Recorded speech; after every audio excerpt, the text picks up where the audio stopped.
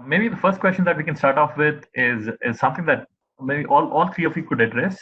So the question is, this is from a heavy machinery um, simulation engineer, and he's asking, what is the time scale that is required to set up an HIL simulation? Is this a short term, or is it a medium term or a long term exercise? So in terms of weeks, months, how long would it take for someone to take a simulation model, procure hardware, and build a solution? So maybe Ramesh, if you could talk about that from the hardware perspective first, and then maybe Tony G and Ian can bring the software perspective.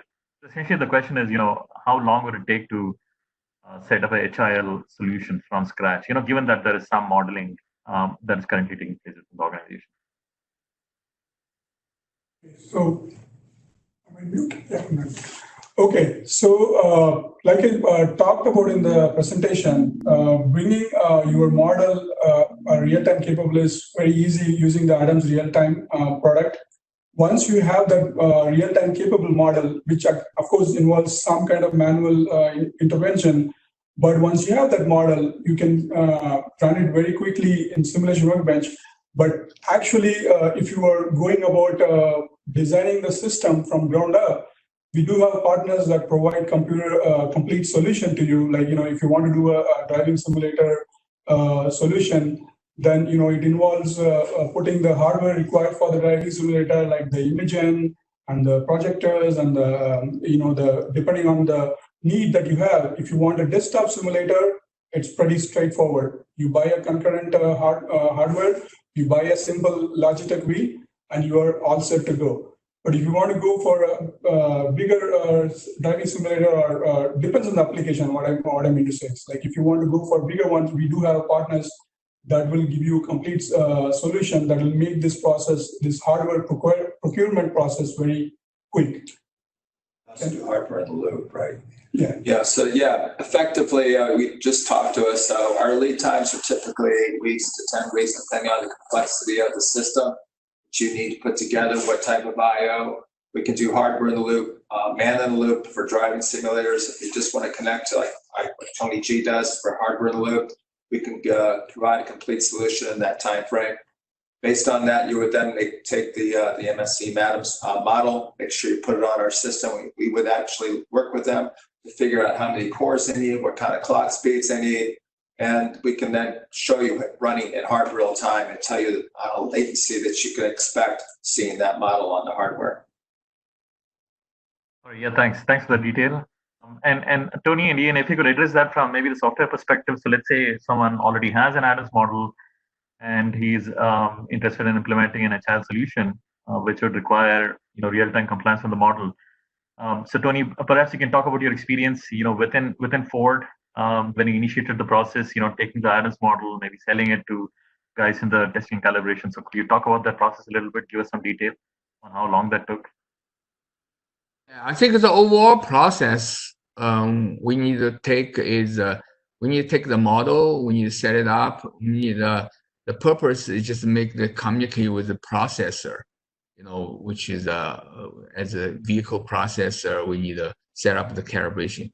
The overall time is probably a month. So okay. With all the check, yeah. All right, thanks. And Ian, I know we are currently working on developing and improving the conversion bit. Maybe could you talk about that and other aspects that have not been addressed on the Adams to Adams real-time conversion? Yeah, so I think the first thing is the first time someone would go through this process, it's really understanding where is the computation time taking place in the model, and where are the best places to simplify that. Currently in Adams car, it's easy enough to compare run 1 to run 2, so you can have a different variant in one model, compare it to another one, and make sure you're getting the same results. But it's still an iterative process of going through and saying, okay, let's remove the flex bodies, make them rigid, or give them a simplified flex representation. And so depending on the types of real-time runs you want to do, that time can vary. But, I would say, and Eric may have a better answer to this, it might take you a week or two of iterations to go through and perfect your real-time model. And our goal is to try and automate that to make that much more of a 1 day or less type of application.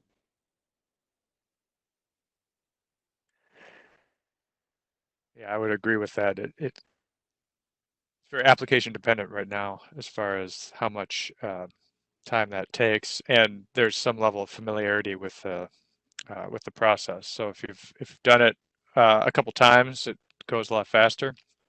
But the first time, there's some some things to figure out along the way, and then vehicle by vehicle and architecture by architecture, you get some tricks that develop to understand what you can take out, what you have to leave in for your application, and then the actual hardware that you're trying to line it up to and the sampling rates that you need also dictate how severe you have to be about those reductions. So we'll talk about that a little bit more in my presentation as well.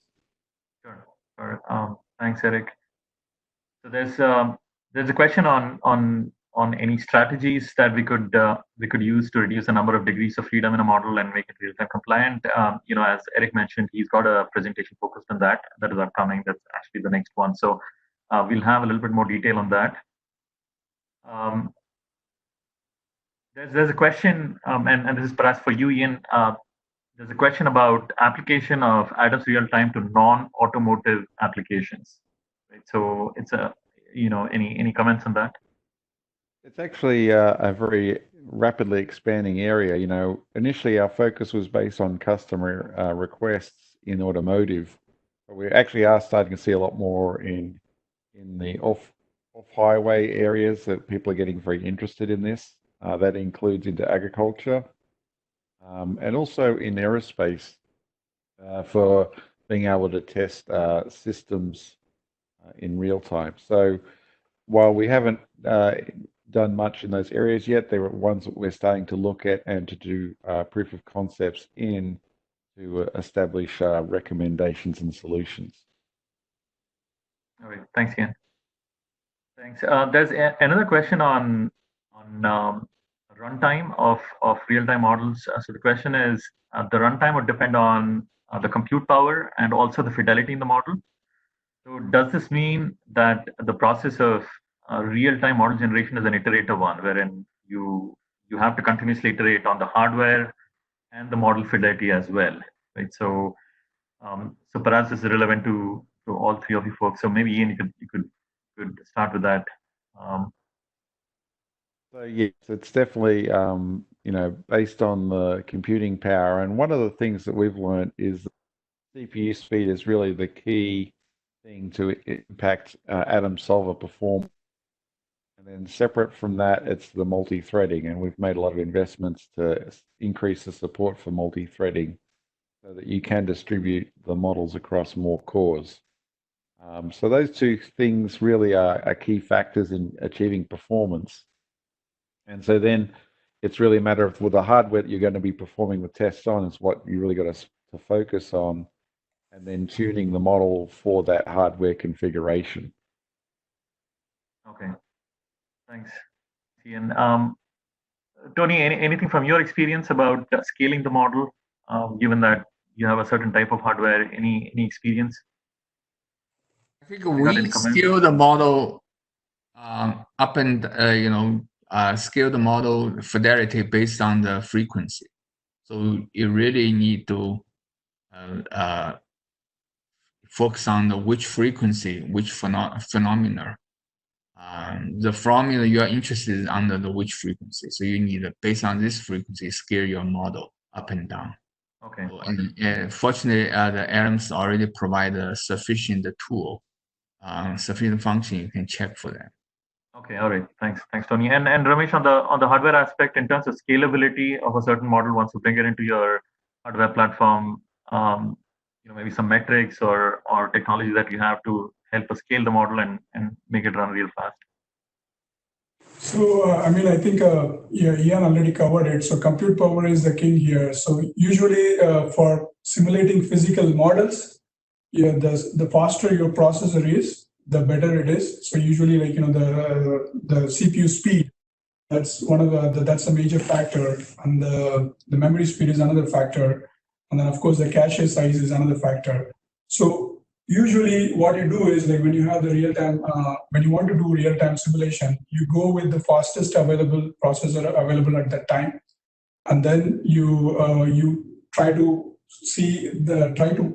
manage your model that provides you the maximum accuracy that can still run in real time in that particular given hardware. One of the things that we didn't really mention was the fact this is all running on Red Hawk.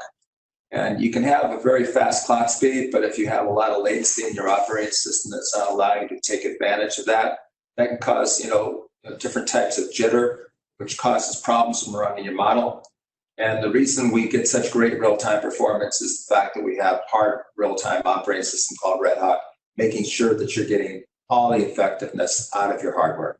So it's the combinatorial effect of having great clock speed, great capabilities of your system, but also having a wonderful hard real-time operating system, making you get the effectiveness of it. Okay, all right, thank you. I should say, Tony.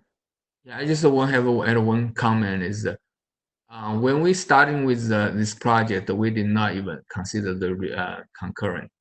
And when we had the bottleneck because the speed is not enough and they get a lot of overrun with the other simulator, then we added the concurrent on top of it. So make it a higher performance. So this is the concurrent process code is very important for the success of our project. I see a question here about, and this is probably an Eric question. So Eric, there's a question about what Adams real-time can or cannot run. So the question is, can Adams real-time run a model with flex bodies? So from a solver perspective, Adams real-time is just another solver option. So it can run anything that you have that Adams solver can run. But the question then is about real-time performance and whether you can actually run it in real time and keep up with some kind of a reasonable sampling rate.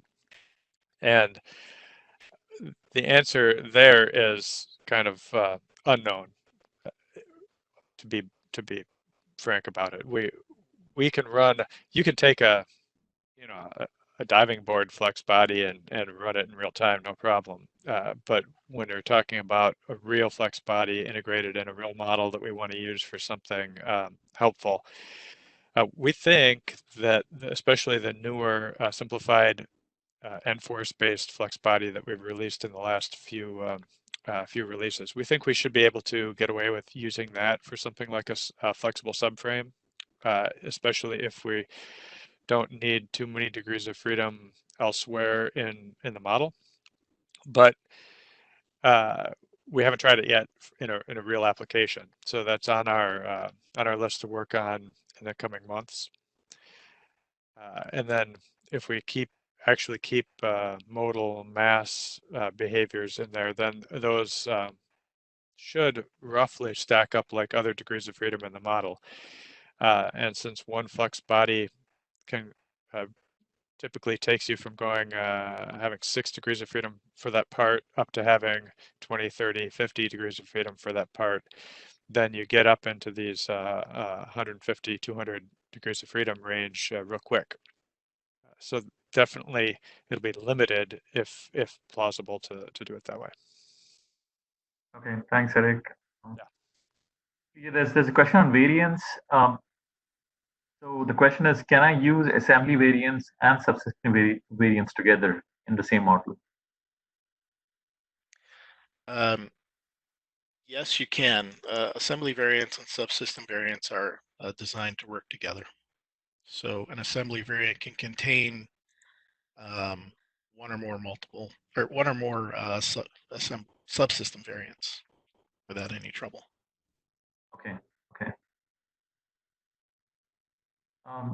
There's a question on once you create a simplified representation of a component in a Adams real-time compliant model, is it possible to translate that simplified representation back into the high fidelity Adams model?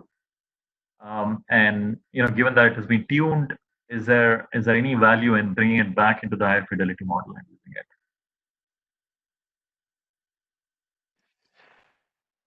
Eric, this is, you can maybe take. Yeah, I can this, speak to this. So typically, once you have it, you've simplified the model down to real time. It depends on how far you had to go. Let's, I guess, put it that way. So for example, if you're really trying to take the degrees of freedom out of a suspension, you might take the compliance from one, you've got bushings on both ends of a control arm, and you might take the bushing off of one end and kind of lump its effects on the other end. So now you have a bushing on one end, and you've reduced the degrees of freedom in the link by 3. At that point, that compliance doesn't really represent a physical bushing anymore, and it's lumped several effects back into that bushing, and it probably isn't very helpful to push that back up into the full vehicle representation or the full degree of freedom representation. But I do think that there's nice carryover and back and forth on from the simplified representation back up to the full vehicle, and that's one of the reasons we're talking about that in the context of variance with TJ's presentation, is that it's not like a totally different model. You want to carry over as much data as possible so that you can keep consistent component mass properties, hard points, springs, dampers, keep as much commonality between those two models as possible, and then only change what's necessary between them in order to get to whatever simulation speed you need to in order to have a reasonable real-time performance. And as part of that, you may find that, okay, now you have a, let's say we talk about a leaf spring. We had a detailed leaf spring, and now we have a 5-link representation of that leaf spring. That 5-link representation may be perfectly sufficient for ride analyses, for handling analyses, and you may not need to go all the way to the detailed representation until you get to, I don't know, secondary ride or durability kinds of applications. And you may be able to leverage the lessons you've learned from the simplification into other simulation domains so that you get a more efficient process overall. And the other thing that we're finding as we go through this is that when you're paying attention to every last percentage of simulation speed, then you sometimes root out some issues in your models that would have been there all along, or that slow things down for everybody. And by cleaning those up, you help the whole community that's using that model, whether it's at the high degree of freedom or the low degree of freedom variation of that. So is the Adams weekly setup limited to software in the loop or driving simulators? No, it's not. So VTD does support different platforms, so you can also extend this to Adams different driving conditions, maybe software in loop, hardware in loop, or driver in loop. So it's completely configurable. So you do have options to run it in different environments. Okay, and you did mention there was so there's a question on documentation that users could reference on the Adams VTD setup. So you mentioned there's some modeling resources, there's a sample model, and is there anything else that people could use? So we do have a new feature example in Adams, I think it's 2019 or 2019.2, which shows this workflow. And we can also share this presentation and this demo, which can better explain this integration process with VTD.